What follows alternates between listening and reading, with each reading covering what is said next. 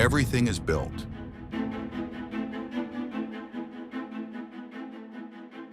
The presidential palace, the parliament, a cathedral, a mosque that holds 17,000 people, the tallest skyscraper in all of Africa, 394 meters of glass and the steel rising out of pure desert, wide boulevards, solar-powered streetlights, a central park bigger than Manhattan's.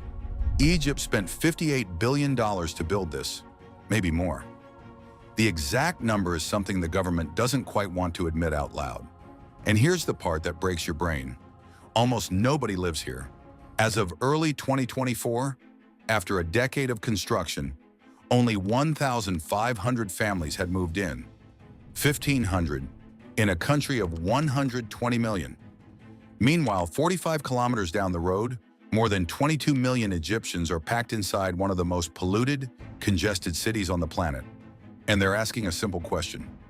Why did our government spend $58 billion to build an empty city in the desert instead of fixing the one we actually live in? This is the most expensive ghost city ever built. And the story of how it happened is wilder than you think. Let's rewind. To understand why this exists, you have to understand Cairo. Cairo is not just a city, it's a civilization. 1,000 years old, the cultural capital of the Arab world, the cinema heart of the Middle East. It's also a logistical disaster.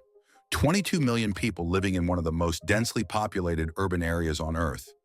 More than 19,000 people per square kilometer. Traffic moves at walking pace for hours every day. The air is among the worst on Earth.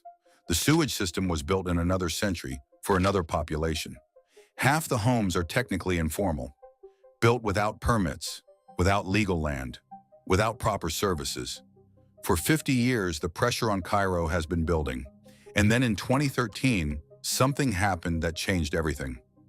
A military officer named Abdel Fattah el-Sisi seized power in a coup. 2 years later, in 2015, at a glittering economic conference in Sharm el-Sheikh, his government dropped a bombshell. Egypt would build a new capital, from scratch, in the open desert, 45 kilometers east of Cairo, nearly twice the size of Singapore, designed for 6.5 million people. The official reason? To fix Cairo's overcrowding. But the real reason was something the government would never say out loud. In 2011, hundreds of thousands of Egyptians had filled Tahrir Square and overthrown a president. In 2013, they did it again. Cairo had a dangerous habit of toppling governments. So if you move the government out of Cairo into a sealed-off, controlled desert city far from the public, that becomes a lot harder to do. This wasn't just urban planning, it was political insurance. And what happened next was almost impossible to believe. The new capital wasn't built by foreign investors, or private companies, or international banks. It was built by the Egyptian military, the Armed Forces Engineering Authority, military-linked construction firms, backed by China's biggest state construction company. In 8 years, this team carpeted 700 square kilometers of empty sand with concrete and glass. The iconic tower rose to 394 meters, the tallest building in Africa. The Octagon, Egypt's new Ministry of Defense, was completed.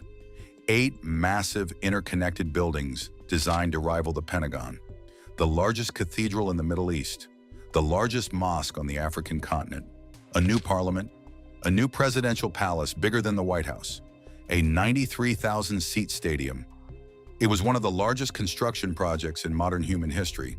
And then on April 2nd, 2024, President Sisi took the constitutional oath for his 3rd term inside the new capital, officially making it Egypt's seat of government. In November 2025, the new administrative capital was officially renamed, simply the new capital. And in February 2026, a member of parliament submitted a draft law proposing to rename it again. The proposed name? Memphis, after the ancient pharaonic capital of a unified Egypt. As of today, that proposal is still being debated. It has not passed. So they built it, inaugurated it, renamed it once, and may rename it again. But here's the part the government doesn't want you to see. The city is mostly empty. Civil servants were ordered to move their offices. They did not move their families. Every morning they ride the bus 45 kilometers from Cairo. Every evening they ride it back. The shiny new boulevards look like a movie set during work hours. By 7 p.m., they're empty. Cafes have no customers. Shops close early. Half the luxury apartment towers stand dark. Why? The answer is brutal. The city is unaffordable. Residential property prices in the new capital have reached levels that are completely out of reach for most employees, with mid-level workers earning around $4,800 a year. And that's a mid-level salary. Most Egyptians earn far less. This city wasn't built for ordinary Egyptians. It was never going to be.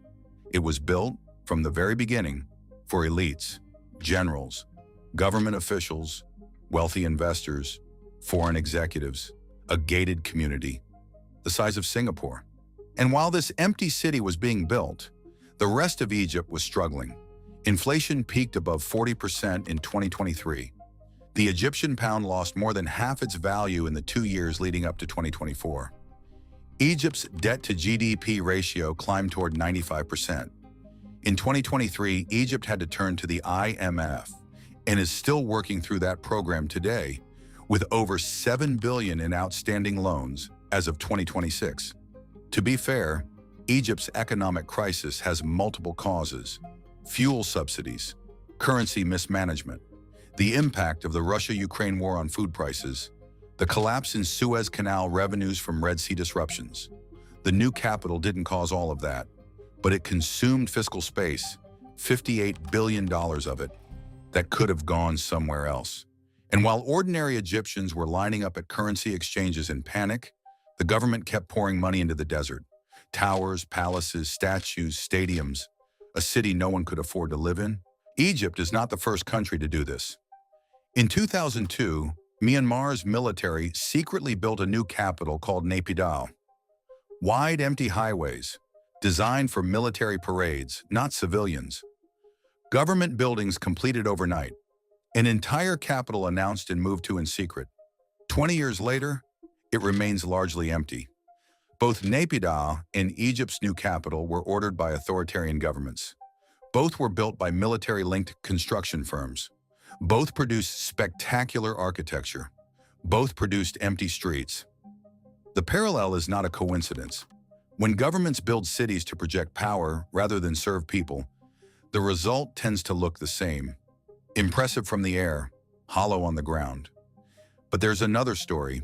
South Korea built its own new capital, called Sejong. Today it has 400,000 real residents, real businesses, real universities, real families. Why did Sejong work? Because it was designed dense, walkable, built around apartments, not monuments, with universities, schools, and subsidized housing, so civil servants could afford to actually live there. Sejong was designed for people. Egypt's new capital was designed for cameras. That single difference is everything. So what happens now? Honestly, it will not stay empty forever. By 2040, maybe 1 to 2 million people will live there.